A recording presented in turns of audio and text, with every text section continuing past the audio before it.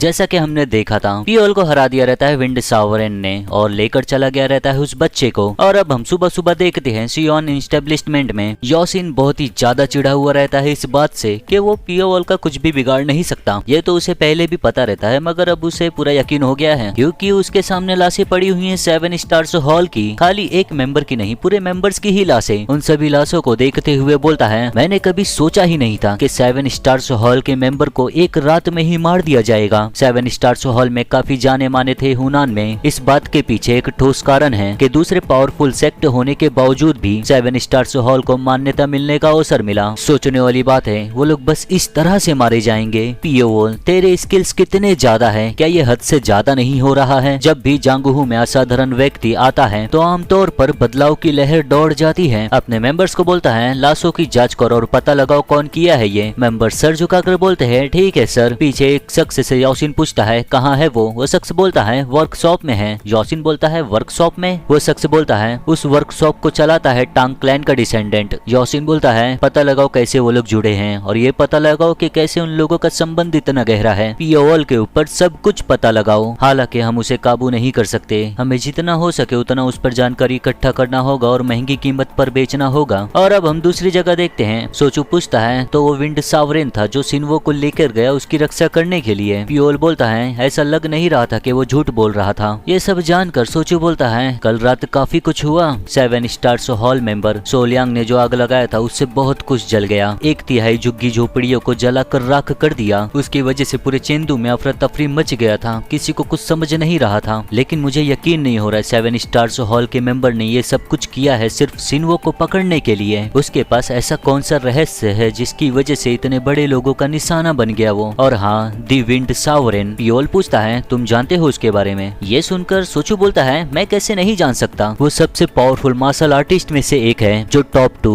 दी trio sect, दी trio manners और जो 3 rulers के जो ओनर है उनके बराबरी पर खड़ा है। यहाँ तक के जवान बच्चे भी उसे जानते हैं। ये सुनकर पियोल सोचता है, टॉप 2 ट्रियो सेक्ट। दोबारा सोचने पर मुझे एहसास हुआ कि मुझे जांगहू के बारे में कुछ भी नहीं पता। बोलता है, और बताओ मुझे। ये सुनकर सोचू बोलता है, मैं भी इतना जानता नहीं हूँ। कहाँ से मैं शुरू करूँ? दी टॉप 2 स्ट्रॉन्गेस्ट सेक्ट है जांगहू में। हालांकि दोनों ग्रुप्स नए हैं जिनका अस्तित्व 100 सालों से है। दोनों फाउंडर सेक्ट के लीडर्स ने ऐसे महान काम किए हैं कि जांगहू उन सेक्ट को सबसे ज्यादा शक्तिशाली मानता है। और वो 2 ग्रुप्स का नाम है दी ब्रजर्क मार्शल सेक्ट और दी हेवनली मार्शल मैनर। दी ब्रजर्क मार्शल सेक्ट को बनाया था महान ली गुआक ने, जो अंत किया था ग्रेट डिमोनिक वॉर को। उनके कोशिश करने के बदौलत ही वो सबसे ज्यादा ताकतवर बनने में सक्षम हो पाए। और अभी उस सेक्ट का लीडर है ली गुआक का बेटा ली चांग। दी हेवनली मार्शल मैनर का मास्टर है महान जांग चांगवा, जिन्होंने जांगहू में हुआ बड़े पैमाने का रक्तपात का दोषी सेलिस्टल डीमन ट्रूप लीडर उसे मारा था। उन लोगों के पास अपार धन दौलत है और वो कई मार्शल आर्टिस्ट को इकट्ठा करके सबसे शक्तिशाली ग्रुप्स में से एक ग्रुप बनाने में सक्षम। टॉप 2 के बिल्कुल पीछे ट्रियो सेक्ट हैं। उन लोगों को माना जाता है वो लोग ग्रेट डिमोनिक वॉर में बहुत ज्यादा योगदान दिए हैं अपना। दी साओलिन टेम्पल, दी वुडांग सेक्ट और दी माउंट हुआ सेक्ट। ट्रियो मैनर्स है दी डिवाइन मून मैनर, दी फैंटम सॉर्ड मैनर और दी रेन सॉर्ड मैनर। अपने छोटे से इतिहास की तुलना में उनके पास अपार शक्ति है। और आखिर में दी 3 रूलर्स हैं दी ड्रैगन हेवन गॉर्ज, दी मार्शल सॉर्ड ट्रूप और दी वाटर हेवन सोसाइटी। देखा जाएगा तो 10 रूलर्स थे, लेकिन ग्रेट डिमोनिक वॉर में सिर्फ 3 बचे, इसलिए कहा जाता है दी 3 रूलर्स। इन 11 ग्रुप्स के ओनर को जांगहू का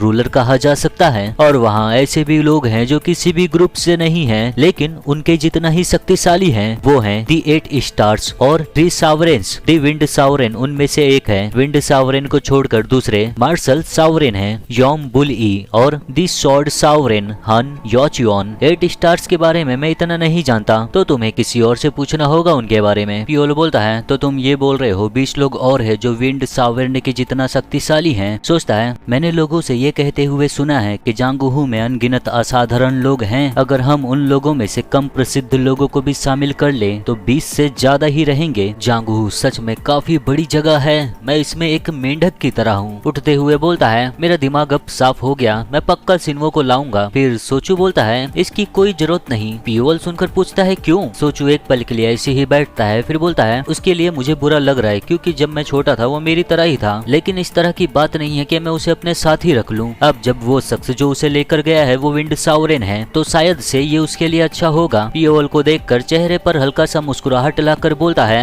माफ करना, मेरी वजह से तुम्हें इतनी चोट आई। तुम्हारी कोशिश को ऐसे ही जाया करने के लिए मुझे माफ करना। पियोल बोलता है, नहीं, ये वैसे देखा जाएगा तो मेरे लिए अच्छा अनुभव था। सोचता है दुनिया बहुत बड़ा है और उस दुनिया में बहुत सारे मार्शल मास्टर्स हैं। मैं भले ही इस बार हार गया हूँ लेकिन अगली बार नहीं हारूंगा। अब हम देखते हैं कुछ समय के बाद पियोल अपना कपड़ा बदल लिया है और कहीं जाता रहता है वो। और पियोल ऐसी जगह पर जा रहा है जहाँ पहले भी वो जा चुका है। जाते जाते सोचता है मुझे और भी ज्यादा शक्तिशाली बनना होगा ताकि मुझसे कोई भी कुछ छीन ना पाए। लेकिन सबसे पहले मुझे हॉकलैंड के मेंबर्स से बचना है जो मुझ पर हर समय नजर रख रहे हैं। वैसे मुझे यकीन है कि मैं अपने आप को अच्छे से छुपा सकता हूँ, लेकिन कुछ पक्का नहीं है कि मेरी योजनाएं हमेशा सही हो। मुझे खुद को छुपाने का तरीका ढूंढना होगा और उसी दौरान मुझे जानकारियां भी इकट्ठा करना है। ऐसे ही काफी समय तक चलता रहता है और फिर पहुंच जाता है एज्यूर विंड मैनर। वहीं पर खड़े होकर देखता रहता है एज्यूर विंड मैनर के बोर्ड को। और ये वही जगह है जहाँ पर पियोल को लाया गया था और उसके साथियों को भी 7 साल का ट्रेनिंग देने के बाद। उस बोर्ड को देखकर मुस्कुराते हुए बोलता है, दी एज्यूर मैनर, कुछ छुपे हुए पैसे तो होने ही चाहिए। Blood shadow group captain gate से अंदर जाता है, फिर आगे चलता रहता है। आगे चलते चलते उसे सब कुछ पुरानी बातें याद आती हैं, पुरानी यादें याद आती हैं जब सभी लोगों को यहाँ पर लाया गया था पियोल के साथ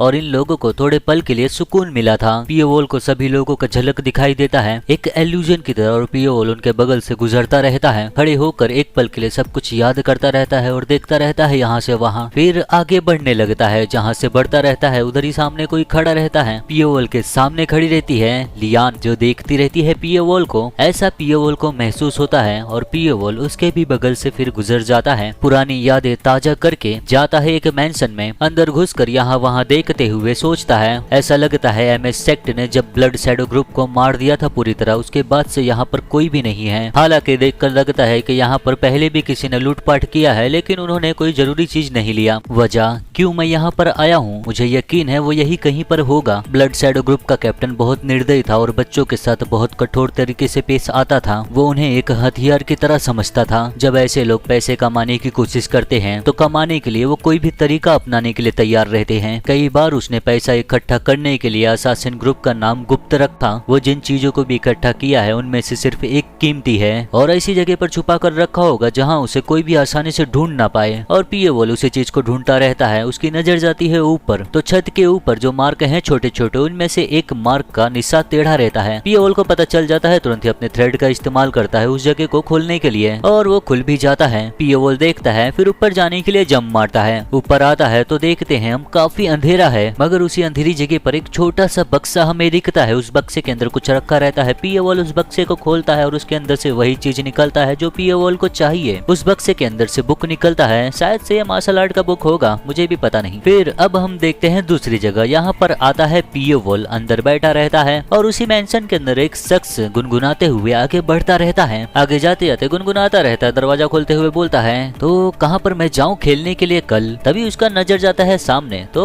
उसके सामने कोई बैठा है और वो रहता है पियोल। पियोल उस शख्स को देखकर बोलता है जो चियांग। जो चियांग पियोल को देखकर ही डर जाता है। तुरंत ही भागने लगता है यही बोलते हुए कौन हो तुम, कोई बाहर है क्या। जो चियांग पूरी तरह घबरा गया रहता है। पियोल बोलता है कोई भी यहाँ पर आएगा नहीं तेरे लिए। जो चियांग सुनकर बोलता है हाँ। अगल बगल देखता है तो इधर जितने भी लोग रहते हैं सबको पियोल पहले ही मार चुका है। जो चियांग ये देखकर पूरी तरह घबरा जाता है, डर जाता है वो। पियोल बोलता है ऐसा लगता है तूने इतने समय में काफी धन इकट्ठा कर लिया है। जो चियांग ये सुनकर पियोल को देखता है घबराया हुआ, बोलता है क्या तुम डार्क मून से हो। पियोल ये सुनकर कुछ बोलता नहीं, सिर्फ देखता रहता है उसे। फिर बोलता है हाँ। ये सुनकर जो चियांग तुरंत ही घुटने पर आ जाता है, अपना सर झुकाकर बोलता है मैंने आपसे कोई भी खबर नहीं सुना, मुझे एहसास नहीं हुआ कि ये आप हो, कृपया करके मुझे माफ करो। मैं सोचा था आप मुझसे दिलचस्पी खो दिए हो। सोचता है घबराते हुए यहाँ पर फिर से क्या आ गया है, पिछले 7 सालों से ये एक भी बार नहीं दिखा। बोलता है मेरे भूखे समय पर आपने जो मुझ पर दया दिखाया था मैं उसे भूला नहीं हूँ। मैंने आपके लिए सारी दौलत इकट्ठा कर ली है, कृपया करके इसे ले लो। ये सुनने के बाद पियोल ऐसे ही बैठे रहता है और वो शख्स डरा हुआ वैसे ही सर झुकाए हुए बैठा रहता है। फिर सोचता है पियोल कुछ बोल क्यों नहीं रहे। धीरे धीरे नजरें उठाकर देखता है ऊपर तो पियोल यहाँ से गायब हो चुका है, चला गया है पियोल। पियोल के जाने के बाद जो चियांग को बहुत राहत मिलता है। चलो ये खत्म हुआ, मुझे यकीन नहीं हो रहा है वो वापस आया। मुझे लगता है पहले की तरह ही सालाना सुरक्षा का पैसा देना पड़ेगा। हम देखते हैं पियोल घर के ऊपर ही खड़ा रहता है, उसके हाथ में बहुत सारे पैसे रहते हैं। उन पैसों को उछालते हुए बोलता है कहते हैं एक खरगोश कई सारे बिल बनाता है, मुझे पता था गु जुयांग बहुत सारा पैसा अलग अलग जगहों पर रखा होगा जरूरी समय के लिए। ऐसा लगता है मैं व्यस्त रहूंगा अब जब मुझे इतनी जगह जाना है। और यही से पियोल पैसा इकट्ठा करना शुरू करता है। पैसा तो नहीं कहूंगा मगर बहुत सारी जगह जाता है वो ऐसे ही। और अब हम कुछ दिनों के बाद देखते हैं एक दूसरी जगह यहाँ पर आया है सिनपोंग और इसके साथ में है लीसो। एक जगह को देखते रहते हैं जो पूरी तरह तबाह हुआ रहता है। सिनपोंग ये सब देखकर बोलता है 7 स्टार्स को रोकने का जिम्मेदारी मुझे ही लेना चाहिए था।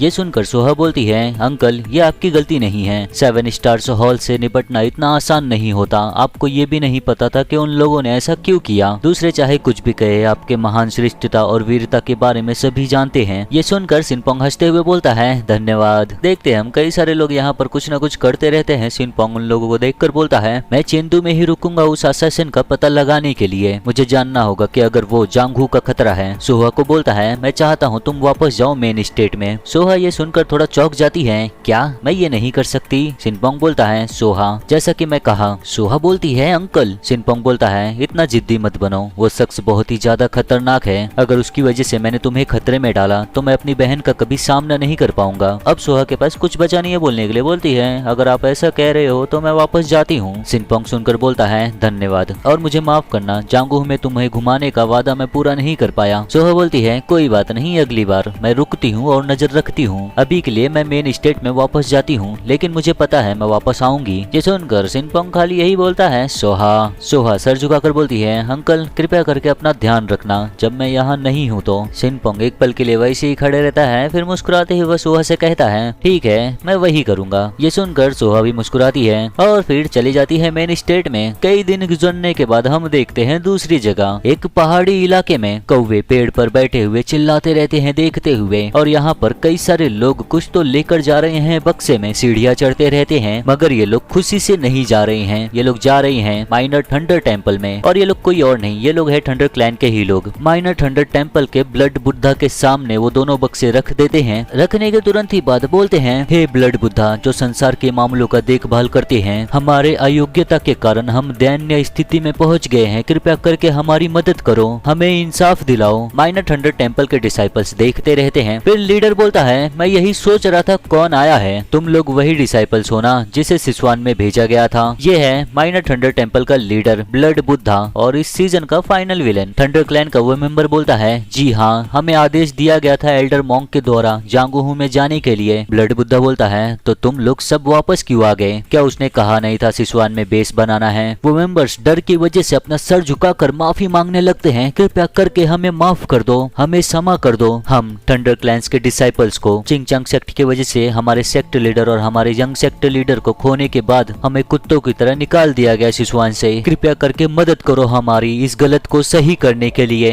ये सब सुनकर ब्लड बुद्धा को काफी गुस्सा आ जाता है क्या चिंगचांग सेक्ट ने क्या किया। और गुस्से से उसके हाथों में जो माला रहती है वो टूट जाता है उसके ऑरा की वजह से। उसका ऑरा उसके शरीर से निकलने लगता है करंट की तरह। बोलता है गुस्से से माइनर थंडर टेम्पल के साथ खेलने का उन लोगों का हिम्मत भी कैसे हुआ। हम इसे अनदेखा नहीं कर सकते। वो डिसाइपल्स जो रोते रहते हैं वो ब्लड बुद्धा का ऑरा ही देखकर घबराए रहते हैं। इतना इंटेंस ऑरा रहता है उसका। ब्लड बुद्धा बोलता है यूकियम मैं उसे भेजता हूँ इस चीज का ख्याल रखने के लिए। चिंगचांग सेक्ट जो तुम लोगों ने किया है तुम पछताओगे। और फिर ब्लड बुद्धा अपने असासिन को भेज देता है चिंगचांग सेक्ट को खत्म करने के लिए। मतलब तुरंत तो नहीं भेजता मगर भेजता जरूर है। अब हम देखते हैं कुछ समय के बाद मतलब काफी समय के बाद बीतते रहते हैं दिन। ऐसे ही पियोवल हर जगह जाता रहता है। सिनपोंग भी हर जगह घूमता रहता है। देखते देखते हर एक मौसम निकलते चले जाते हैं। सिसवान में पियोवल इस समय किसी को भी नजर नहीं आता। पूरी तरह गायब हो चुका है क्योंकि अपना रूप बदल चुका है वो। और सिनपोंग सिसवान में पियोवल को ही ढूंढता रहता है मगर उसे कहीं मिलता नहीं वो। रास्ते पर हम देखते हैं लोग ऐसे ही चलते चलते बातें करते रहते हैं एक दूसरे से। और इन्हीं के बीच में रहता है सिनपोंग जो पियोवल को ढूंढते ढूंढते काफी थक गया रहता है। बोलता है आखिर में वो मुझे कहीं दिख क्यों नहीं रहा है। क्या वो उस दिन चेंदू को छोड़ तो नहीं दिया। नहीं तो ये जगह इतनी शांत कैसे होती। और पियोवल सिनपोंग के बगल से ही गुजर रहा है। ये सुनते हुए पियोवल देखता है उसे तिरछी नजरों से अपनी। और अब हम देखते हैं सिनपोंग की तरफ एक कैरेज आता है और सिनपोंग के आगे रुक जाता है वो कैरेज। उसमें से निकलती है एक लड़की। सिनपोंग को बुलाती है अंकल। सिनपोंग देखता है उसे तो उस कैरेज से निकलती है सोहा। सोहा कैरेज से निकलकर भागते हुए आती है सिनपोंग के गले लग जाती है यही बोलते हुए अंकल। सोहा को देखकर सिनपोंग चौंक जाता है। बोलता है एक मिनट सोहा तुम यहाँ पर क्यों हो। सोहा सिनपोंग के गले ही लगी रहती है। बोलती है अब जब आप नहीं आए तो मैं यहाँ पर आई। शुक्र है आप ठीक हो। सिनपोंग बोलता है बदमाश तुम्हें वापस गए हुए अभी ज्यादा समय भी नहीं हुआ। क्या तुम यहाँ पर इतना लंबा सफर तय कर अकेले ही आई, बर्फ भी बहुत ज्यादा गिर रही है। सोहा कैरेज की तरफ देखते हुए बोलती है, चिंता मत करो, मेरे साथ एक दोस्त है। सिनपोंग बोलता है, एक दोस्त? और वो दोस्त कैरेज से निकलती है। वो दोस्त सिनपोंग के सामने आकर ग्रीट करती है उसे, मैं वो जियोंग, मैं मेरा रिस्पेक्ट देती हूँ शैडोलेस प्रैक्टिशनर यो सिनपोंग को, और ये है एल्यूजन स्वॉर्ड फेरी से वो जियोंग। सिनपोंग देखकर तुरंत ही पहचान लेता है, चौंक जाता है, पूछता है, तुम मेरी भतीजी को कैसे जानती हो? सोचता है ये स्वॉर्ड सॉवरेन हान यूचुन की डायरेक्ट डिसाइपल है, ये यहाँ पर क्या कर रही है? वॉन जियोंग बोलती है, मैं सोहा को बहुत लंबे समय से जानती हूँ, ये मेरी पहली बार है इसके साथ इतनी लंबी सफर पर आना। सिनपोंग सुनकर बोलता है, तो तुम यहाँ पर हो इसकी वजह से, माफ करना अगर तुम्हें दिक्कत हुआ हो तो। ये सुनकर सोहा बोलती है, दिक्कत अंकल? वॉन जियोंग बोलती है, बिल्कुल नहीं, मुझे यहाँ आना ही था। दी गोल्डन हेवन सोसाइटी फैसला कर लिए है यहाँ पर इकट्ठा होंगे। सिनपोंग सुनकर बोलता है, दी गोल्डन हेवन सोसाइटी, फिर तो यहाँ पर जल्दी ही बहुत सारे जवान और प्रतिभाशाली लोग आने वाले हैं। सोहा वॉन जियोंग का हाथ पकड़कर बोलती है, लेकिन सब लोग नहीं, कुछ ही लोग यहाँ पर आएंगे, इसी वजह से मैं रात में खाना नहीं खा पाऊंगी आपके साथ। ऐसे ही ये लोग बातें करते रहते हैं थोड़े समय तक, और इन सब की बातें सुनता रहता है पियोवॉल, छुप कर सुनता रहता है वो। पियोवॉल भी पता कर रहा है कि कौन कौन यहाँ पर आ रहे हैं। और अब हम कुछ समय के बाद देखते हैं एक टावर्न में। टावर्न के अंदर देखते हैं यहाँ पर एक शख्स बैठा हुआ है टेबल पर, और ये है little fist king Jimin Piyong. यहाँ पर आए हैं वॉन जियोंग और सोहा। वॉन जियोंग और सोहा को हाथ दिखाता है, वो बुलाता है अपनी तरफ। सोहा देखकर बोलती है, बहुत दिन मिले हुए हो गए हैं पियोंग। वॉन जियोंग बोलती है, मैं देख सकती हूँ तुम लोग अभी भी आजादी से घूम रहे हो, तुम लोग यहाँ पर जल्दी आ गए और वैशालियों में भी जाकर आ गए होंगे। दोनों जन जाकर चेयर पर बैठते हैं। पियोंग ये सुनकर हंसते हुए बोलता है, यहाँ की वेबसाइट सच में बहुत अलग है, सच में। ये सुनकर वॉन जियोंग बोलती है, बहुत हो गया, मेरे कान अब फटने वाले हैं। उतने में ही सोहा बोलती है, दूसरे लोग कहाँ पर हैं? सोहा के ऐसा बोलते ही दो लोग और आ जाते हैं यहाँ पर। पियोंग देखकर बोलता है, वो रहे वो लोग। दोनों जन उसी तरफ देखते हैं और बुलाते हैं, ये है व्हाइट मून स्वॉर्ड से नुंग सोवुन, और उसके आगे चल रहा है golden heaven society leader iron blood martial artist Kim Jeong वो। सभी लोगों को देखकर मुस्कुराकर कहता है, बहुत दिनों बाद मिल रहे हैं सब लोग। सब लोग एक साथ में बैठ जाते हैं। फिर जियोंग वो बोलता है, ऐसा लगता है हम लोग देर से आए हैं। वॉन जियोंग बोलती है, तुम नहीं हम। तभी जियोंग वो को कुछ सेंस हो जाता है। जियोंग वो को एहसास हो जाता है कि कोई इस पर नजर रखा है। पीछे मुड़कर देखता है। वॉन जियोंग उसे देखकर बोलती है, क्या हो गया? जियोंग वो बोलता है, ऐसा मुझे महसूस हुआ कि कोई हमें देख रहा है। पियोंग बोलता है, इस इन में सब लोग हमें ही देखते होंगे। जियोंग वो बोलता है, तुम पहले जैसे ही हो। और अब हम एक दूसरी टेबल पर देखते हैं जहाँ पर एक शख्स बैठा हुआ है जो इन लोगों को ही देखता रहता है। वैसे ये है पियोवॉल ही। उन लोगों को देखकर सोचता है, दी गोल्डन हेवन सोसाइटी। फिर थोड़ा समय गुजरने के बाद या फिर एक दो दिन गुजरने के बाद हम देखते हैं मार्केट में। उस दुकान पर देखते हैं हम जहाँ पर नॉनवेज कटता है। उस दुकान पर एक जानवर को बांधा गया है और पियोवॉल उसे हाथ लगाकर सोहला रहा है। ऐसा हाथ फिराते फिराते उसके मन में बहुत कुछ चलता रहता है। तभी इस दुकान का ओनर आता है, बोलता है पियोवॉल से, तुम एक बार भी आज तक देर से नहीं आए। पियोवॉल मुस्कुराकर बोलता है, खैर देर से आने का तो कोई वजह नहीं है। वो शख्स उस जानवर के पास जाकर उसे हाथ लगाकर बोलता है पियोवॉल से, आज कुछ ज्यादा ही काम है, क्या तुम ठीक रहोगे? पियोवॉल बोलता है, बिल्कुल, लेकिन आज का करने के बाद मैं छोड़ना चाहूंगा। वो शख्स सुनकर बोलता है, आज तुम्हारा आखिरी दिन है, इतना अचानक से क्यों? क्या कुछ बुरा हुआ है? पियोवॉल बोलता है, नहीं बिल्कुल नहीं। वो शख्स बोलता है, सुनकर अच्छा लगा, सबकी अपनी अपनी परेशानियां होती हैं, मैं तुम्हें परेशान नहीं करूंगा इससे ज्यादा पूछकर। शुरुआत में मैं सोचा था कि तुम कोई ऐसे हो जो शक्तिशाली है, लेकिन सोचने वाली बात है कोई शख्स इतना स्किल्ड है कि काऊ को बिना दर्द के ही भेज देता है। तुम जन्म लिए हो किलिंग इंस्टिंक्ट्स के साथ। जाते जाते बोलता है, मैं काम तुम पर छोड़ता हूँ, फिर वापस आ जाना काम करने जब चाहो तब। पियोवॉल बोलता है, ठीक है, और वो शख्स चले जाता है यहाँ से। पियोवॉल काऊ को देखते हुए सोचता है, हालांकि इसमें कुछ समय लगा, लेकिन पशुओं को मारने के बाद मुझे एक चीज का एहसास हुआ, अगर तुम किसी भी जिंदा चीज के डेथ एक्यू पॉइंट पे मार दो उसे, तो तुम उसकी जिंदगी एक झटके में खत्म कर सकते हो। वो हर एक जीव में एक जगह पर नहीं होता, वो हमेशा चलता फिरता रहता है और इसके चलने का एक निश्चित नियम होता है, और उस नियम को आज आखिरी बार मैं पता कर लूंगा। काऊ को मारने जाता है, मारते हुए यही बोलता है, मुझे माफ करना, और फिर काऊ के डेथ एक्यू पॉइंट पर मारता है। काऊ की आंखें बंद होने लगती हैं, बिना किसी दर्द के, उसे कुछ भी पता नहीं चलता और उसका मौत हो जाता है। काऊ नीचे गिर जाती है। पियोवॉल वहीं पर खड़ा रहता है उसे देखते हुए, और अब पियोवॉल सीख चुका है एक नया टेक्निक। और अब हम रात के समय देखते हैं सियोन एस्टेब्लिशमेंट में अंदर बैठा रहता है योशिन। ऐसे ही बैठा रहता है, बहुत कुछ सोचता रहता है। सोचने वाली बात है, बिना कोई नतीजा दिखाए मैं चेंदू में फंसा रहूंगा। इससे मुझे गुस्सा आने लगा है, क्या ये सही है? मेरे समय को ऐसे ही मैं बर्बाद कर रहा हूँ। तभी सियोन एस्टेब्लिशमेंट की एक मेंबर आती है, बोलती है, कैप्टन। योशिन बोलता है, हाँ क्या हुआ? वो लेडी बोलती है, कोई आया है जो ब्रांच लीडर को ढूंढ रहा है, लेकिन वो कोई ऐसा शख्स है जिसे नए ब्रांच लीडर संभाल नहीं पाएंगे। योशिन ये सुनता है तो उसके मन में जिज्ञासा आ जाता है। बोलता है, ओ कौन है वो बड़ा शख्स? वो लड़की बोलती है,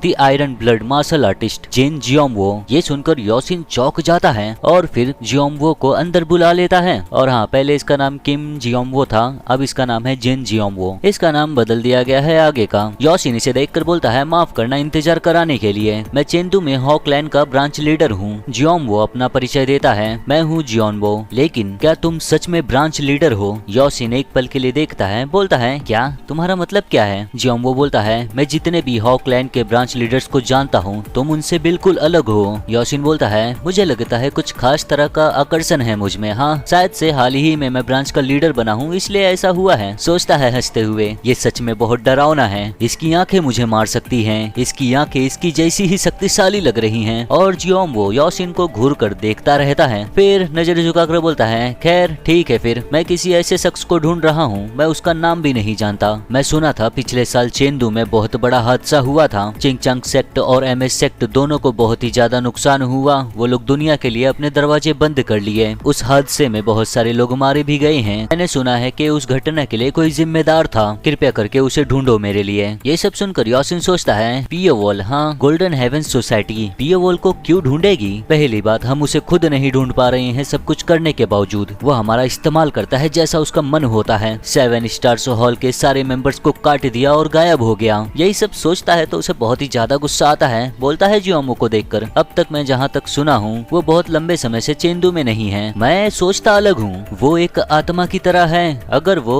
उसी जगह हो, उसी शहर में हो, या फिर बिल्कुल तुम्हारे सामने हो, तब भी उसके निशान ढूंढना मुश्किल है। किसी ऐसे को ढूंढना सच में चुनौती का काम है। जियोमवो योशिन के सामने पैसा निकाल कर रख देता है। बोलता है, क्या ये हॉकलैंड की खासियत नहीं किसी ऐसे को ढूंढना? ये मेरा डाउन पेमेंट है, क्या तुम स्वीकार करोगे? पैसा देखकर योशिन सोचता है, वैसे भी मैं उसे खुद ढूंढने वाला था, मैं किसी ऐसे को क्यों इनकार करूं जो पैसा दे रहा है। बोलता है, ठीक है, मैं अपनी पूरी कोशिश करूंगा। जियोमवो बोलता है, मैं मनाता हूँ मैं अच्छी खबर तुमसे सुनूं। जिन जियोमवो, गोल्डन हेवन सोसाइटी का लीडर, पूरी दुनिया में 5 सबसे ज्यादा प्रतिभाशाली मार्शल आर्टिस्ट में से एक। ये ग्रैंडसन है जिन वॉलम्यूंग का और बचपन से ही असाधारण रूप से प्रतिभाशाली है। इसका व्यक्तित्व बहुत अच्छा है और असाधारण रूप से मार्शल आर्ट्स में स्किल रखता है। इसके पीछे बहुत से लोग हैं और वो लोग चाहते हैं अपने ग्रैंडफादर के नक्शे कदम पर चले और अगले पीढ़ी के सबसे शक्तिशाली लोगों में से एक बने। लेकिन इसकी 15 साल की उम्र होने के बाद इसकी हरकतें अजीब हो गई और ऐसा लग रहा था कि ये किसी चीज का पीछा कर रहा है। और अब हम देख रहे हैं पियोवॉल को। पियोवॉल उसी रूप में है, अपना रूप बदले हुए, और उसके पास कोई शख्स आता है। पियोवॉल उसे देखकर कहता है, क्या तुमने पता लगाया चेंदू में वो लोग क्यों इकट्ठा हुए हैं? वो शख्स किसी चीज को दिखाते हुए बोलता है, मुझे माफ करना, मैं पता लगाने में असफल रहा क्योंकि ज्यादा समय नहीं था। पियोवॉल बोलता है, मुझे नहीं लगता वो लोग यहाँ पर मजा करने आए हैं, मुझे यकीन है कोई वजह है, मुझे उसका पता लगाना होगा। वो शख्स सर झुकाए हुए बोलता है, मैं मेरी पूरी कोशिश करूंगा सर। और अब पियोवॉल यहाँ से चले जाता है। यहाँ से जाता है कहीं और, एक प्रोग्राम है इसका और सब लोग वहीं पर जा रहे हैं वो प्रोग्राम देखने के लिए, और पियोवॉल भी उनके बीच में ही है। उसके साथ में रहता है एक शख्स। बोलता है पियोवॉल से, आज परफॉर्म करने का तुम्हारा दिन है। पियोवॉल मुस्कुराते हुए बोलता है, हाँ, लेकिन मुझे चिंता हो रहा है क्योंकि मैं इतना स्किल्ड नहीं हूँ अब तक। वो शख्स बोलता है, तुम अच्छा करोगे, इतना चिंता क्यों कर रहे हो? और यही सब बातें करते हुए जाते रहते हैं ये लोग। यहाँ पर खड़ी रहती है वॉन जियोंग, इंतजार करती रहती है किसी का, और वो शख्स आ भी जाता है। वो शख्स कोई और नहीं है, जियोमवो है। वॉन जियोंग हाथ दिखाकर बुलाती है उसे। जियोमवो उसे अकेला देखकर बोलता है, बाकी लोग कहाँ पर हैं? वॉन जियोंग बोलता है, सोहा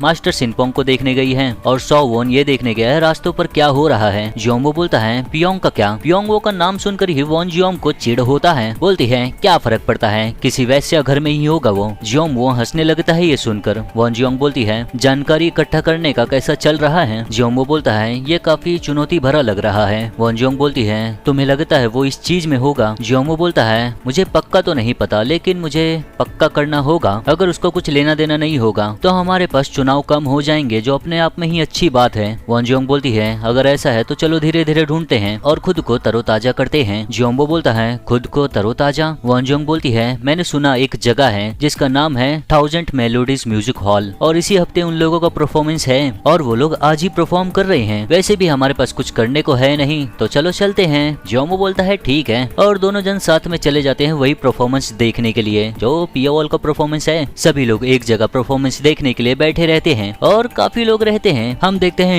इंस्ट्रूमेंट को कोटो, जापानीज में इसे कोटो बोलेंगे, और पियोवोल इसे लेकर बैठा रहता है। फिर पियोवोल बजाना शुरू करता है। वॉन्जियोंग और जियोनवो दोनों जन साथ में देखते रहते हैं इस परफॉर्मेंस को। वॉन्जियोंग बोलती है, हालांकि तकनीक असाधारण नहीं है लेकिन म्यूजिक काफी इम्प्रेसिव है, हर एक नोट एकदम एक्यूरेट है और उसकी मन की शक्ति भी महसूस कर सकते हो। जियोमो सुनकर बोलता है, ऐसा है? वॉन्जियोंग बोलती है, ऐसा महसूस नहीं होता कि ये लंबे समय से सीख रहा है, अगर ये जल्दी शुरुआत किया होता तो एक महान म्यूजिशियन बन पाता। कितने शर्म की बात है। जियोमो पियोवोल को देखते हुए सोचता है, हालांकि मुझे म्यूजिक के बारे में इतना पता नहीं है लेकिन वो म्यूजिशियन अजीब है, जो एनर्जी उसके अंदर से बाहर आ रहा है वो स्वॉर्ड्समैन की तरह ही है। क्या होता अगर वो इंस्ट्रूमेंट की जगह एक स्वॉर्ड पकड़ा होता? तभी वॉन्जियोंग को एहसास होता है जियोमो के ऑरा का। देखती है उसे तो जियोमो घूर कर देखता रहता है पियोवोल को। वॉन्जियोंग समझ नहीं पाती, बोलती है, क्या क्या हुआ? जियोमो सुनकर बोलता है, वो शख्स, क्या कोई तरीका है जिससे हम पता लगा सके वो कौन है? वॉन्जियोंग बोलती है, क्यों तुम पूछ रहे हो? क्या कुछ है उसे लेकर जो तुम्हें परेशान कर रहा है? जियोमो बोलता है, मुझे बस जिज्ञासा है। जियोमो का इंटेंस एनर्जी निकलते रहता है। वॉन्जियोंग उठ कर जाते हुए बोलती है, मैं पता लगाती हूँ। जियोमो बोलता है, कृपया पता लगाओ। पियोवोल को देखते हुए सोचता है, ये एनर्जी पक्का मुझे महसूस हो रहा है, जाना पहचाना। इससे मुझे जो एहसास होता है वो वैसा ही है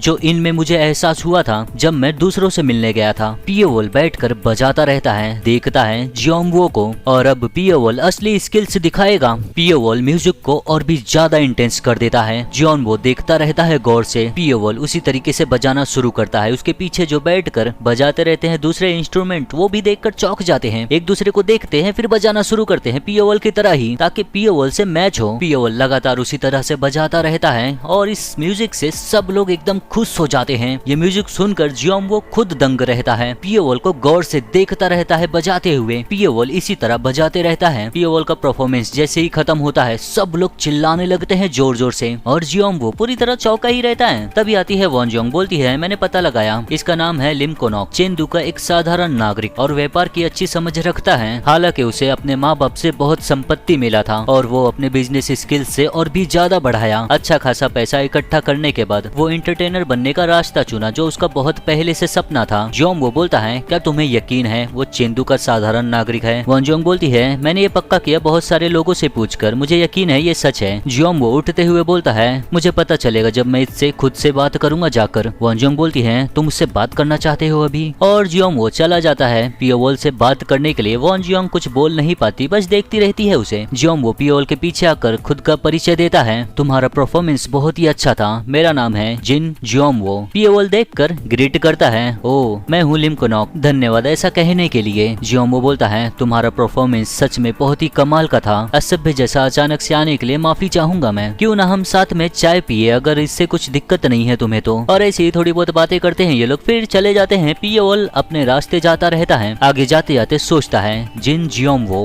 हालांकि हम ज्यादा बात नहीं किए फिर भी मुझे उसकी तीखी निगाहों का एहसास हो रहा था। और अब पियोवोल अपने असली रूप में आते हुए सोचता है, मुझे बुलाना परफॉर्मेंस की वजह से ये सिर्फ बहाना है, क्यों वो मेरे पास आया? मेरे पास दूसरा मौका आएगा ये पता लगाने का कि ये क्या करने वाला है। अच्छा होगा अगर मैं उसे करीब रखूं। यही सब सोचते हुए जाता रहता है घर की तरफ। घर के सामने जाते ही एक बूढ़ा आदमी दरवाजा खोलता है, उसके हाथों में कुछ रहता है। पियोवोल पूछता है उससे, मैनेजर गो, क्या बात है? गो कुछ भी बोलता नहीं है, पियोवोल को देता है टेलिस्मेंट बॉकलेट। पियोवोल देखकर सोचता है, थंडर क्लैन के संदिग्ध गतिविधियों का पता चला। थंडर क्लैन पूरी तरह गिर गया था। सेक्ट लीडर और यंग सेक्ट लीडर के मरने के बाद इतने समय के बाद ये लोग अचानक से क्या करने जा रहे हैं, उन लोगों पर मुझे नजर रखना होगा। और अब हम देख रहे हैं थंडर क्लैन का वो ब्रांच जो सिसवान में है। यहाँ पर बहुत सारे लोग खड़े रहते हैं हाथ में मसाल लिए हुए। उनके बीच में एक शख्स खड़ा रहता है जो थंडर क्लैन से है, इसका नाम है वो क्यूनगुआ। वैसे सच में दोस्तों इन लोगों का नाम कुछ ऐसा होता है जो प्रोनाउंस करने में बहुत मुश्किल होता है मुझे। जो भी हो, क्यूनगुआ सोचता है, यही लगता है थंडर क्लैन अब वापस कभी भी खड़ा नहीं हो पाएगा। चिंगचांग सेक्ट, मैं मेरी कब्र में भी आराम नहीं करूंगा जब तक तुम हरामजादे घुटने पर नहीं आ जाते। मैं तो सक्षम भी नहीं था हमारे सेक्ट लीडर का अंतिम संस्कार करने में। मैं उन दिनों को कभी भूलूंगा नहीं जब चिंगचांग सेक्ट में मैं कैद था। उससे भी बुरा वो हरामजादे बेशर्म माफी भी नहीं मांगे अच्छे से। मैं पक्का मेरा बदला लूंगा और ऐसा होने के लिए मैं इस शख्स को जांगहू में बुलाया हूँ। और ये शख्स है माइनर थंडर टेम्पल से, जो यहाँ पर आया है चेंदू को तबाह करने के लिए और बाकी चीजों को भी। बोलता है 3 दिनों के बाद चिंगचैंग माउंटेन्स पर जाना। क्यूनगुआ सुनकर बोलता है, बस हमें तुमसे ये जानना है क्या तुमने तैयारी किया है जो हम लोग तुम पर भरोसा करें। ह्यूकिम आगे बढ़ते हुए बोलता है, तुझे ये जानने की जरूरत नहीं। क्यूनगुआ बोलता है, लेकिन वो वैसे ही थंडर क्लैन क्लैन का एक मेंबर ये सुनकर गुस्से में आ जाता है, चिल्लाकर बोलता है मजाक मत कर हम लोगों के साथ। तू क्या ये सोचता है हम सभी लोग माइनर थंडर टेंपल पर गए और तुझे लाए बस ये तेरी बकवास सुनने के लिए? ह्यूकेम देखता है, मुड़कर घूर कर देखता है उस शख्स को और उसके अगले पल में ही क्युनगुआ के सामने से गायब हो जाता है। थंडर क्लैन का वो मेंबर वही बोलता रहता है, उसे एहसास नहीं रहता कि ह्यूकेम उसके पीछे आ गया है। उसके मुंह की तरफ अपना हाथ बढ़ाता है, पकड़ लेता है उसके मुंह को। थंडर क्लैन का वो मेंबर देखता है उसे, मगर बहुत ही ज्यादा देर हो गया रहता है। ह्यूकेम उसे खिला देता है पॉइजन, और कोई मामूली पॉइजन नहीं, कुछ ऐसा जो तुरंत ही असर करता है। उसकी आंखें लाल होने लगती हैं, आंखें एकदम अजीब हो जाती हैं, आंखों में कालापन दिखने लगता है और दर्द बर्दाश्त से बाहर चिल्लाने लगता है दर्द के मारे जोर से,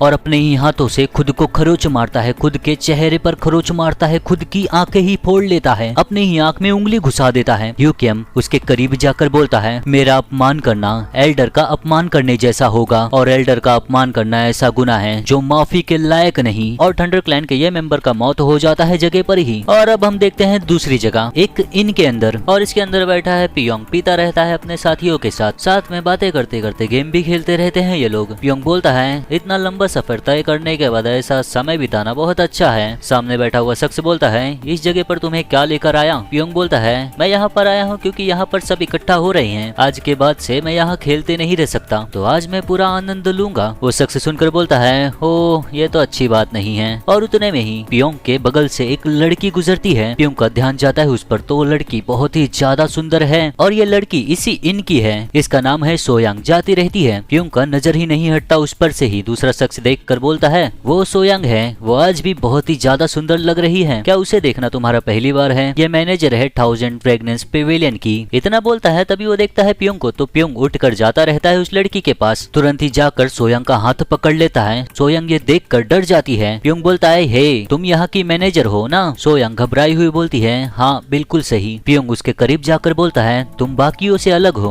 तुम सच में बहुत खूबसूरत हो। सोयांग बोलती है धन्यवाद ऐसा कहने के लिए, लेकिन कृपया करके क्या आप मुझे जाने दे सकते हो? पियोंग बोलता है क्यों ना तुम मेरे साथ पियो। सोयांग बोलती है कृपया करके ऐसा मत करो सर जिमिन। पियोंग सुनकर बोलता है तुम मुझे जानती हो तो फिर तुम्हें ये भी पता होगा मैं कैसा हूँ। जो मेरी तरफ रहते हैं मैं उनका अच्छे से ख्याल रखता हूँ, लेकिन जो मेरे साथ नहीं उनका हाल अलग होता है। सोयांग बोलती है भले ही आप ये बोलो, कैसा मैं महसूस करती हूँ ये बदल नहीं सकते, कृपया करके मुझे जाने दो। ये सुनकर पियोंग को थोड़ा गुस्सा आने लगता है, घूर कर देखते हुए बोलता है अगर तू मुझे इस तरह से ही इनकार करती रही तो पेविलियन का ये आखिरी दिन होगा। सोयांग ये सुनकर डर जाती है। क्या? पियोंग बोलता है मैं बोल रहा हूँ मैं इस पेविलियन को तबाह कर दूंगा, और घूर कर देखता रहता है सोयांग को। सोयांग सोच में पड़ी रहती है, मुझे यकीन नहीं हो रहा ये कितना लापरवाह है, क्या मैं इसका करूं? उतने में ही कोई और आ जाता है, बोलता है सोयांग। सोयांग और पियोंग का दोनों जन का ध्यान जाता है। सोयांग उसका हाथ छुड़ा देती है तुरंत ही। उस शख्स को देखकर सोयांग को काफी राहत मिलती है, बोलती है मैं आपको ग्रीट करती हूँ ओनर। सुकून का सांस लेती है, और इस पेविलियन का ओनर भी है तो पियोवॉल है। पियोवॉल को देखकर पियोंग बोलता है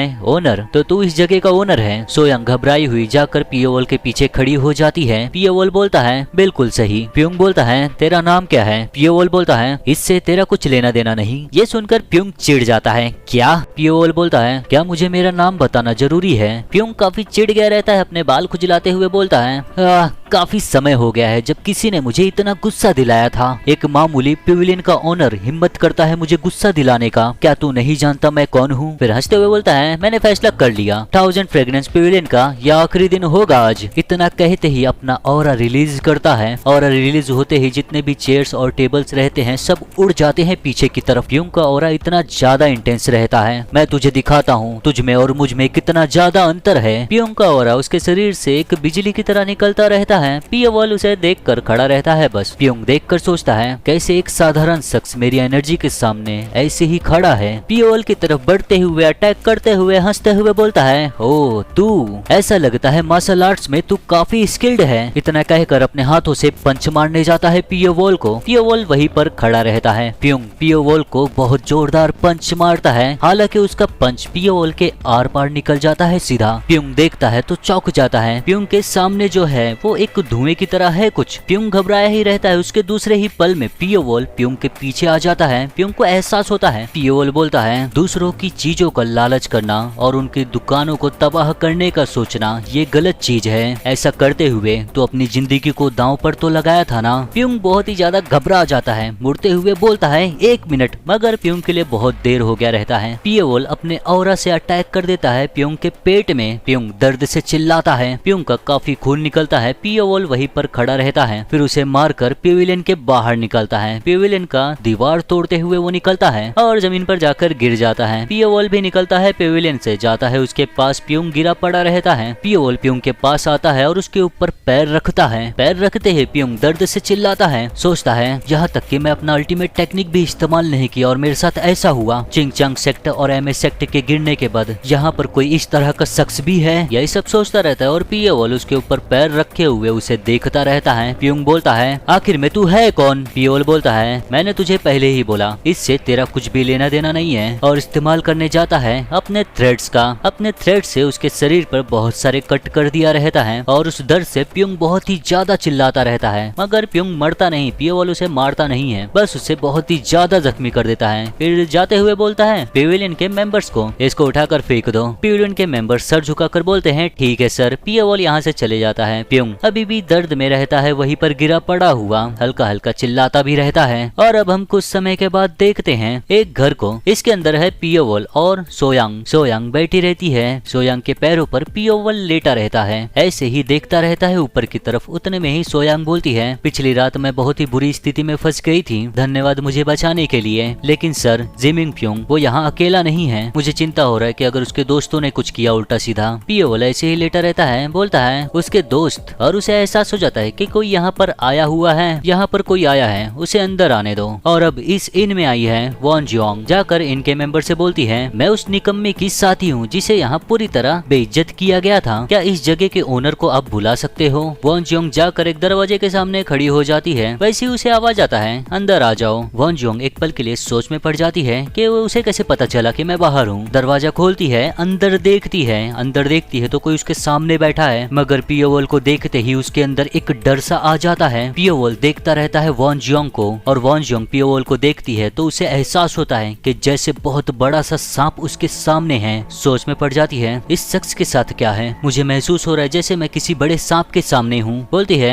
क्या तुम 1000 फ्रेग्रेंस पेविलियन के ओनर हो? पियोवॉल बोलता है बैठ जाओ। वॉन जियोंग आगे बढ़ती है बैठने के लिए। पियोवॉल बोलता है ओनर है सोयांग, पेविलियन चलाने के लिए मैं बस उसका थोड़ा सा मदद कर रहा हूँ। वॉन जियोंग बोलती है अच्छा, तुमसे मिलकर अच्छा लगा। मैं हूँ Won Jeong, the illusion sword fairy. तुमने मेरे बारे में सुना है? पियोवॉल बोलता है नहीं। वॉन जियोंग बोलती है तो फिर मुझे और मेहनत करना होगा। मुझे लगा जांगहू में मैं काफी प्रसिद्ध हूँ, ऐसा लगता है अब तक इस जगह पर मेरा नाम नहीं आया है। सोचती है क्या ये सिसवान के बाहर पहले कभी निकला नहीं है, लेकिन ये इतना स्किल्ड है। हाँ, जिमिन प्युंग को ऐसी हालत में कर दिया, लेकिन ये थोड़ा भी थका हुआ नहीं लग रहा है। पिछले साल जो चेंदू में हुआ था उसके बाद मुझे नहीं लगा था कि कोई इतना स्किल्ड यहाँ पर होगा। बोलती है क्या मैं तुम्हारा नाम जान सकती हूँ? पियोवॉल बैठा रहता है। बोलता है नाइट। सोयांग का सोचता है कि सोयांग उसे मास्टर बुलाती है। बोलता है तुम मुझे बुला सकती हो नाइट मास्टर। वॉन जियोंग बोलती है नाइट मास्टर, इसका मतलब नाइट का मास्टर। खैर ठीक है नाइट मास्टर, मैं यहाँ पर सिर्फ इसलिए नहीं हूँ क्योंकि मेरे ग्रुप में कुछ निकम्मे लोग हैं। मेरे पास एक सवाल है तुम्हारे लिए, क्या तुम वही असासिन हो जो पिछले साल सिसवान में पूरा तबाही मचाया था? पियोवॉल वहीं पर बैठा रहता है। बोलता है क्यों तुम उस शख्स को ढूंढ रही हो? वॉन जियोंग बोलती है क्योंकि कुछ है जो मुझे उससे पूछना है। पियोवॉल पूछता है क्या है वो? वॉन जियोंग बोलती है मैं ये तभी बोल सकती हूँ जब मैं उससे खुद मिलूंगी, अगर तुम नहीं हो वो तो कोई भी वजह नहीं है कि मैं तुम्हें बताऊं। पियोवॉल बोलता है अगर ऐसा है तो हमारे पास और कुछ नहीं है बात करने के लिए। इतना बोलकर चुप हो जाता है। वॉन जियोंग को ये लगा नहीं रहता कि पियोवॉल ऐसा बोल देगा। वॉन जियोंग बोलती है हम दोबारा मिलते हैं। और अब हम कुछ समय के बाद देखते हैं चिंगचांग सेक्ट में मेंशन के अंदर कोई एक डिसाइपल भागते हुए आता है, यही चिल्लाते हुए दिक्कत है, एक बहुत बड़ी दिक्कत है। चिंगचांग सेक्ट का लीडर और उसका भाई दोनों जन उसे देखते हैं। लीडर बोलता है क्या हो गया जो इतना शोर मचा रहे हो? वो डिसाइपल बोलता है वो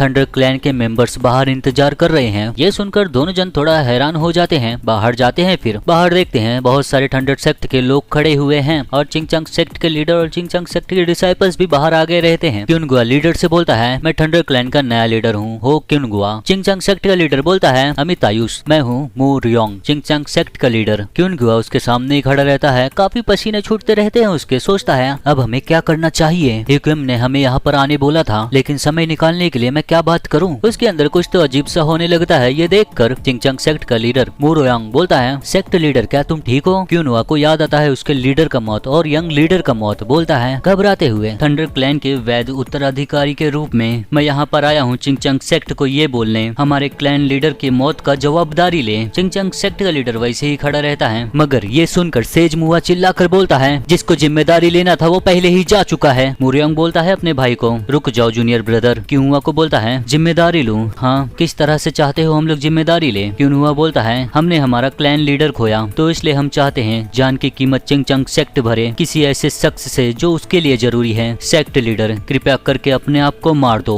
इतना बोलकर वहीं पर खड़ा रहता है। ये खुद काफी घबराया रहता है। चिंगचंग सेक्ट का लीडर वैसे ही खड़ा रहता है। ये सुनकर काफी हैरान हो जाता है, खुद को मार दूं? और चिंगचंग सेक्ट के डिसाइपल ये सुनकर भड़क जाते हैं, क्या खुद को मार ले? क्या तुम लोग हमारे कल्ट इतना घिनौना बात करने का तुम्हारा हिम्मत भी कैसे हुआ? थंडर क्लैन तुम लोगों ने सीमा लांघ दिया है। और यही सब चिल्लाते रहते हैं। क्यों हुआ? घबरा जाता है और भी ज्यादा। उसे समझता नहीं है क्या करना चाहिए। सोचता है, यूकियम तुमने कहा था चिंगचंग सेक्ट में जब तक हम हंगामा मचाते रहेंगे तुम सब कुछ संभाल लोगे। अब हमें क्या करना चाहिए? यही सब सोचकर काफी घबराया रहता है। तभी थंडर क्लैन की तरफ से एक शख्स निकल कर आता है। बोलता है, एक मिनट रुको। क्यूनुआ देखता है उसे। वो शख्स बोलता है, मैं हूँ high heaven master academy's master Li Pyeong. इसे देखकर सब लोग एक पल के लिए वैसे ही खड़े रहते हैं। मुरोयांग देखकर बोलता है, ओ मास्टर ली तुम यहाँ पर क्या कर रहे हो? सोचता है कितना बुरा समय है, इनका इस तरह का दृश्य देखना कितना शर्मनाक है। चिंगचंग सेक्ट और high heaven martial arts academy पिछले सेंचुरी से काफी करीबी रिश्ते में हैं। इसने खुद ही इसमें शामिल होने का फैसला लिया होगा क्योंकि वो हमें इस तरह का हंसने जैसा अनुरोध स्वीकार करते हुए देख नहीं सकता होगा। ली पियोंग मुस्कुराते हुए बोलता है, मुझे लगता है थंडर क्लैन के लीडर जो अनुरोध कर रहे हैं वो ठीक है। ऐसा सुनने के बाद मुरोयांग को विश्वास ही नहीं होता, पूरी तरह दंग हो जाता है। क्या? फिर थंडर क्लैन के बीच में से एक और शख्स निकलता है। यही बोलते हुए, बगल हो जाओ। सब लोग बगल हो जाते हैं। वो शख्स बाहर निकलते हुए बोलता है, मैं हूँ जो गुल हो ट्रू मार्शल सेक्ट से। आगे आकर बोलता है, मैं भी ली पियोंग के बात से सहमत हूँ। और अब तीनों जन एक साथ में बोलते हैं, चिंगचंग सेक्ट लीडर इस चीज का जवाबदारी लो, कृपया करके खुद को मार दो। मुरोयांग को कुछ भी नहीं समझता कि क्या हो रहा है, पूरा हैरान रहता है वो। वही हम सिसुआन के दूसरी जगह देखते हैं, एक विलेज में तो सब कुछ तबाह हुआ है। योशिन ये देखकर पूरी तरह चौंका हुआ रहता है। बोलता है, यकीन नहीं हो रहा है, यहाँ पर हुआ क्या? देखते हैं तो कई सारे लोग मरे पड़े हुए हैं और जितने भी लोग यहाँ पर मरे हुए रहते हैं सब आम नागरिक रहते हैं। सब एक दूसरे से ही लड़कर मरे रहते हैं। योशिन एक लाश के पास जाकर उसका जांच करता है। अपने साथी से पूछता है, जिंदा बचने वालों में से कोई है? वो शख्स बोलता है, नहीं सर। योशिन पूछता है, ये सब कब हुआ और इसके पीछे कौन है? वो शख्स बोलता है, ये हमें सुबह पता चला। जो ये सब कुछ किया है उसका हम लोग पता नहीं लगा पाए और शायद हम कभी पता भी न लगा पाए। ये सुनकर योशिन उसे देखकर बोलता है, तुम्हारा मतलब क्या है? वो शख्स बोलता है, सभी मरे हुए लोगों के पास बस खाली कसाई के चाकू, डंडे, लाठी और कुल्हाड़ी ही है और लाशों पर जो घाव है उसके हिसाब से ऐसा लगता है वो लोग एक दूसरे से ही लड़ रहे थे।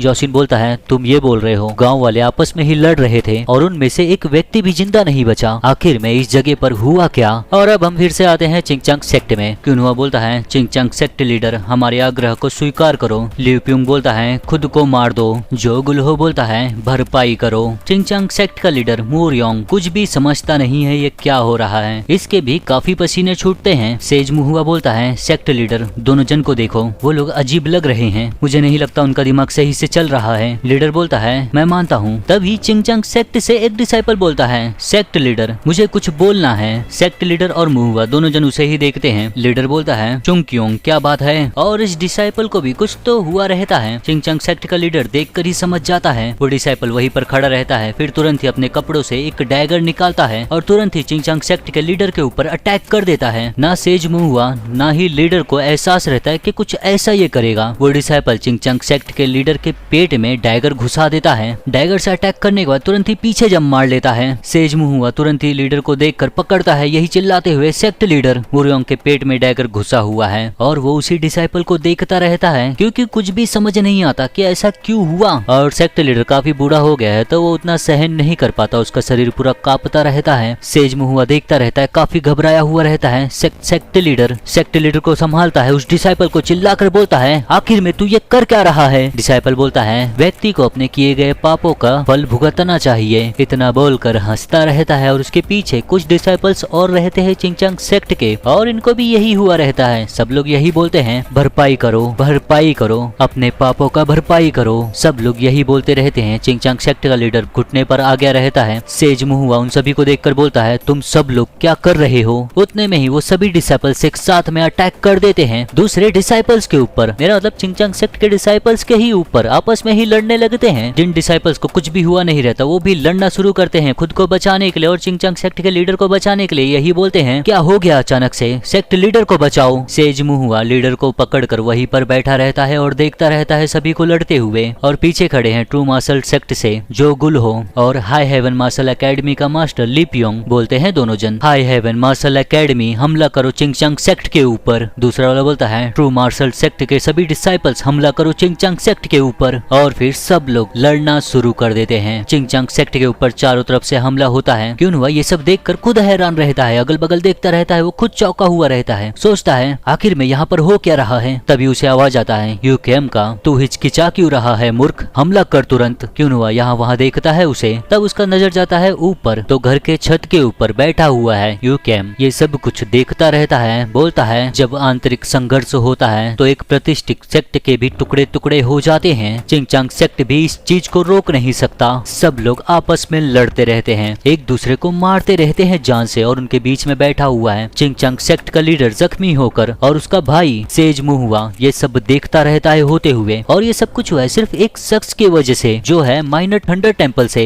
यूकेम। इसी दौरान हम देखते हैं दूसरी जगह चिंगचांग के माउंटेन्स में जंगलों में पंछी आवाज करने लगते हैं। और इन जंगलों में 3 लोग हैं, जियोनवो, नुंगसुवोन और वो जियोंग। तीनों जन को पंछियों का आवाज आता है। तीनों जन ऊपर ही देखते रहते हैं। जियोंगो बोलता है, पंछी कुछ ज्यादा ही आवाज कर रहे हैं। सुन वो भी ऊपर ही देखता रहता है मगर कुछ बोलता नहीं। जियोंगो आगे बढ़ते हुए बोलता है, मुझे ठीक नहीं लग रहा है इस चीज को लेकर, चलो जल्दी करते हैं। फिर तीनों जन भाग भाग कर जाने लगते हैं चिंगचांग सेक्ट की तरफ। और वही चिंगचांग सेक्ट में सब डिसाइपल्स एक दूसरे से लड़ते रहते हैं। जिस डिसाइपल को कुछ हुआ नहीं रहता वो लड़ते हुए बोलता है, खुद को संभालिए, क्या कर रहा है। मगर कोई भी रुकने को तैयार नहीं, सब लोग लड़ते ही रहते हैं। सेज मुहुआ वहीं पर सेक्ट लीडर को पकड़े हुए बैठा रहता है। और ये सब देखकर उसे विश्वास नहीं होता अपनी आंखों पर। मैं इस बात से ज्यादा परेशान था कि थंडर क्लैन और दूसरे सेक्ट अजीब तरह से व्यवहार कर रहे थे। अगर वो लोग अजीब तरह से व्यवहार कर रहे हैं किसी स्पेल की वजह से जो उन पर कास्ट किया गया है, अगर हमारे ही लोग पर कास्ट किया गया होता तो कोई हैरानी नहीं होती। मैंने इस बारे में कभी सोचा ही नहीं था। हमारे ही लोग अपने ही साथियों से जान दांव पर लगा कर लड़ने की आदी नहीं है। अगर ऐसे ही चलते रहा, यही सब सोचता रहता है। उतने में ही कोई जंप मार कर आता है उसके ऊपर से। जहाँ सब लोग लड़ते रहते हैं उनके बीच में ही कूद जाता है और उसके ऑरा के वेव से सब दूर हट जाते हैं। सेज मुहुआ देखता है वो शख्स उसके सामने ही खड़ा है और उसके साथ में 2 लोग और हैं चिंगचांग सेक्ट के डिसाइपल्स। सब अगल बगल हो जाते हैं। और इन लोगों के बारे में तो बताया ही था, ये लोग आ ही रहे थे। जियोमो सभी के सामने खड़ा रहता है, देखता रहता है सभी को। फिर पीछे मुड़कर देखता है सेज मुहुआ को। सर झुकाकर तीनों जन सेज मुहुआ को ग्रीट करते हैं, मैं हूँ जियोमो, गोल्डन हेवन सोसाइटी से। आप बहुत बड़े परेशानी में लग रहे हो, इसलिए मैं सोचा इसमें मैं आऊँ, माफ करना मुझे असभ्य होने के लिए। सेज मुहुआ जियोमो को देखकर चौंका हुआ रहता है। बोलता है, ओ सर जिन, हम लोग सच में बहुत बड़ी परेशानी में हैं, धन्यवाद यहाँ आने के लिए। जियोमो पूछता है, यहाँ पर क्या हो रहा है? मुहुआ बोलता है, मुझे भी कुछ नहीं पता। ऐसा लगता है कोई शख्स हमारे लोगों पर सॉर्सरी का इस्तेमाल किया है। हमें कुछ भी नहीं पता कौन है वो, क्यों ऐसा कर रहा है हमारे लोगों के साथ। जियोमो बगल में देखते हुए बोलता है, सॉर्सरी? सोवन जांच करता रहता है एक लाश की। बोलता है, जांच करके मुझे लगता है तुम्हें ये देखना होगा, इन लोगों पर इस्तेमाल किया गया है गू पॉइजन। और गू पॉइजन के बारे में जानना होगा तो मुझे बता देना। गू पॉइजन के बारे में लिखा है लेकिन बहुत लंबा पड़ जाएगा, उसे एक्सप्लेन करूंगा तो। गू पॉइजन सुनकर सेज मुहुआ चौंक जाता है। दी गू पॉइजन? क्या तुम ये बोल रहे हो गू पॉइजन का इस्तेमाल किया गया है सब लोगों पर? जिनके ऊपर भी गू पॉइजन का इस्तेमाल हुआ रहता है वो लोग ज़ॉम्बीज की तरह बर्ताव करते हैं। लेकिन एक शख्स ऐसे ही खड़ा रहता है, वो खुद चौंक जाता है गू पॉइजन का नाम सुनकर। और वो शख्स है कि हुआ। बोलता है, क्या दी गू पॉइजन? सोच में रहता है बहुत ही ज्यादा। फिर जियोमो का नजर जाता है उस पर, गौर से देखता है उसे। तभी सुवन बोलता है, अगर ये सच में गू पॉइजन है तो जो शख्स पॉइजन को फैला रहा है वो करीब ही होगा। हमें उस शख्स को ढूंढना होगा और उसे रास्ते से हटाना होगा। जियोमो को बोलता है, ये जगह हम पर छोड़ दो, जाओ और पता लगाओ उस सॉर्सरर का और उसे रास्ते से हटा दो। जियोमो बोलता है, ठीक है। इतना बोलकर जियोमो इस्तेमाल करता है प्रेजेंस डिटेक्शन। उसका एनर्जी चारों तरफ फैलता है उस शख्स का पता लगाने के लिए और काफी दूर तक फैलता है। जियोमो को तुरंत पता भी चल जाता है कहाँ पर है वो। बोलता है, ढूंढ लिया। इतना बोलकर तुरंत ही जंप मारता है ऊपर की तरफ और तेजी से जाता है यूकेम को पकड़ने के लिए। जंप मारा रहता है, आसमान में ही रहता है। ऊपर से देखता है तो उसे सिर्फ जंगल ही जंगल दिख रहा है। फिर अपने ऑरा को इन्फ्यूज करता है अपने स्वॉर्ड में। उसी जंगल में एक स्वॉर्ड स्लैश मारता है। उसे जहाँ पर लगता है कि वो शख्स है उसी जगह पर मारता है वो। सब कुछ हटने के बाद हमें वो शख्स दिख जाता है, यूकियम। वो वहीं पर खड़ा रहता है, जियोमो देखता है, फिर उसके सामने आकर उतरता है वो। यूकियम जियोमो को देखकर बोलता है, तूने मुझे ढूंढा कैसे?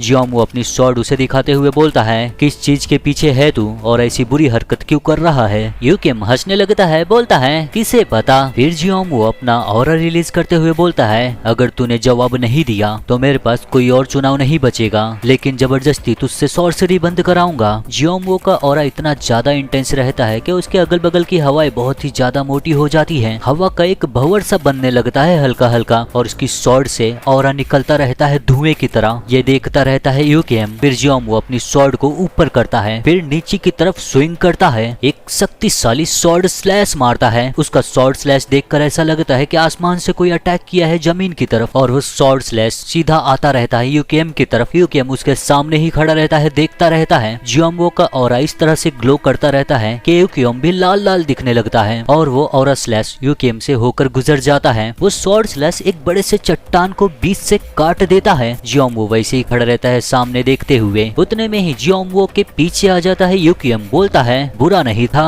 जियोमो तुरंत ही पीछे घूमता है उस पर अटैक करने के लिए, और वैसे ही यूकियम ऊपर की तरफ जंप मार लेता है और एक धुएं की तरह गायब हो जाता है, यहाँ से चले जाता है। जियोमो बोलता है, मैं उसे खो दिया, मैं सॉर्सरी के वजह को पूरी तरह से अंत नहीं कर पाया। जियोमो को याद आता है थंडर क्लैन का न्यू लीडर, उसे सोचते हुए बोलता है, हालांकि लगता है अभी भी कुछ और है जिसे मैं आजमा सकता हूँ। और कुछ समय के बाद अब हम देखते हैं जियोमो यहाँ पर आ चुका है चिंगचांग सेक्ट में, और क्यूहुआ को बांध दिया गया है, नीचे जमीन पर घुटने पर रहता है वो। सब लोग उसके सामने खड़े रहते हैं। सेज मुहुआ बोलता है, हे भगवान, मुझे विश्वास ही नहीं हो रहा है, वो सच में गू पॉइजन था। क्यूहुआ वहीं पर बैठा हुआ रहता है घबराया हुआ, काफी उसके पसीने छूटते रहते हैं। जियोमो क्यूहुआ से पूछता है, हमें उसकी पहचान बता जो गू पॉइजन का इस्तेमाल किया। क्यूहुआ बहुत ही ज्यादा डरा हुआ रहता है, मगर वो चिल्लाकर बोलता है, मुझे भी उस शख्स के बारे में कुछ भी नहीं पता। फिर जियोमो उसके करीब आता है, उसे देखते हुए बोलता है, तू सच में नहीं जानता? मैं ये आखिरी बार पूछ रहा हूँ, दोबारा नहीं पूछूंगा। क्यूहुआ को घूर कर देखता रहता है, और उन नजरों से ही क्यूहुआ के पसीने और ज्यादा छूटने लगते हैं। डर जाता है वो, बोलता है, वो है माइनर थंडर टेम्पल से।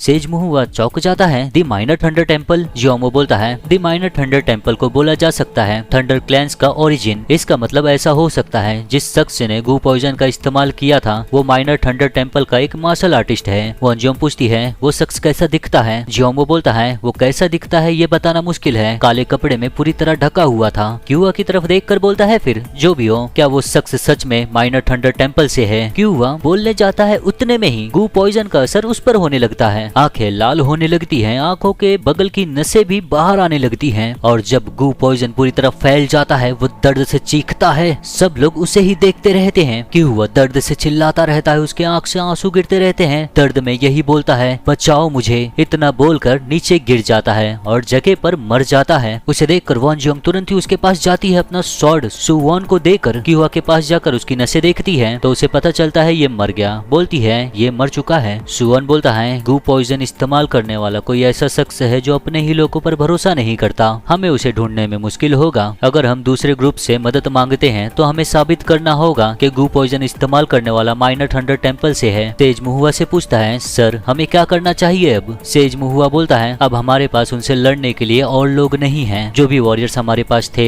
उन्हें बहुत चोट आई है। मुझे कुछ भी नहीं पता सब कुछ पहले जैसा होने में कितना समय जाएगा। मुझे माफ करना, लेकिन हम लोग इस चीज से बाहर रहेंगे। ऐसा बोलते हुए बहुत ही ज्यादा निराश रहता है। जियोमो उसे देखकर बोलता है, सर। सेज मुहुआ बोलता है, लोग कहते हैं कि एक सज्जन व्यक्ति का बदला कभी देर से नहीं आता। चिंगचांग सेक्ट का बदला 100 साल भी इंतजार कर सकता है। जब तक वो दिन नहीं आता हम अपनी पुरानी प्रतिष्ठा वापस हासिल करेंगे और इस अपमान का बदला लेंगे। जियोमो बोलता है, अगर आपका यही फैसला है तो कुछ कर नहीं सकते। मैं यही आशा करता हूँ चिंगचांग सेक्ट अपना गौरव वापस हासिल करे। सेज मुहुआ आसमान की तरफ देखते हुए बोलता है, धन्यवाद। हम देखते हैं शाम होने को आ गया है। तीनों जन चिंगचांग माउंटेन से जाते रहते हैं। जियोमो चलते चलते बोलता है, हम लोग उस शख्स का पता लगाएंगे। हमारा अपोनेंट एक मॉन्स्टर है जो दूसरों के दिमाग को काबू करता है अपनी मर्जी से। अगर वो हमारे हाथों से बच गया तो भविष्य में परेशानियां खड़ी करते रहेगा। हमें उसे ढूंढना ही होगा और उसे रास्ते से हटाना होगा। सोवन बोलता है, काफी समय हो गया है उसे भागे हुए, क्या हम उसे पकड़ भी पाएंगे? जियोमो बोलता है, मैं उसके खून के निशान देख सकता हूँ जो वो पीछे छोड़ा है। मैंने उसे स्वॉर्ड से जो घाव दिया था वो काफी गहरा है, इसलिए एक मामूली फिजिशियन उसका मदद नहीं कर पाएगा। ऐसा मुमकिन है चेंदू में वो उस जगह पर जाए जहाँ पे रेनाउन फिजिशियन उसे मिल सके। हमें हॉकलैंड से संपर्क करना होगा और उनसे मदद मांगना होगा। सोवन बोलता है मैं ये करता हूँ। वन जियोंग बोलती है हमारी स्थिति के बारे में मैं बताती हूँ सोहा और सर सिन को ताकि वो हमारी मदद कर सके। मुझे यकीन है सर सिन हमारी जरूर मदद करेंगे। जियोंबो सुनकर बोलता है तो फिर ये तय होता है। आगे जाता रहता है। दोनों जन जियोंबो को ही देखते रहते हैं। सुवन बोलता है ऐसा लगता है इस चीज से हमारा उतना फायदा नहीं होगा। वन जियोंग बोलती है खैर ऐसा तो है नहीं कि ये पहली बार है।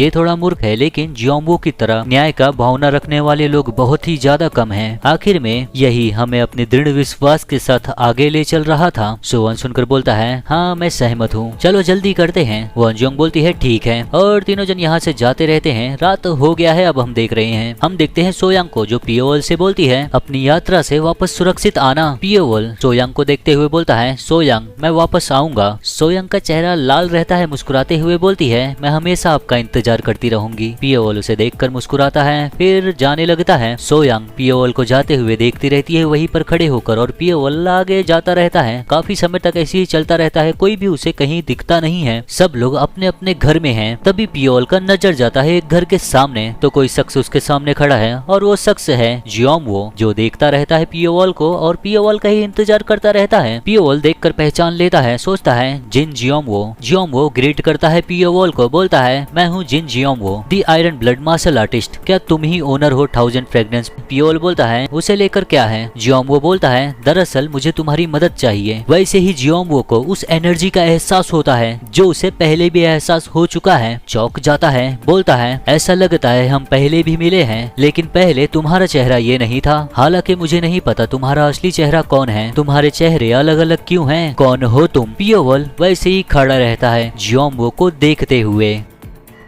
तो दोस्तों ये चैप्टर यहीं पर खत्म होता है। उम्मीद करता हूँ एक्सप्लेनेशन आप लोगों को पसंद आया हो। वीडियो को हाइप करना मत भूलना। तो चलो अब मिलते हैं स्वॉर्ड मास्टर यंग सन के वीडियो में जिसका एक चैप्टर मैं पहले से पेंडिंग रखा था क्योंकि उसमें कुछ खास नहीं था, मगर दोनों को कंबाइन करके आप लोगों को संडे को वीडियो मिल ही जाएगा। तो चलो अभी के लिए अलविदा।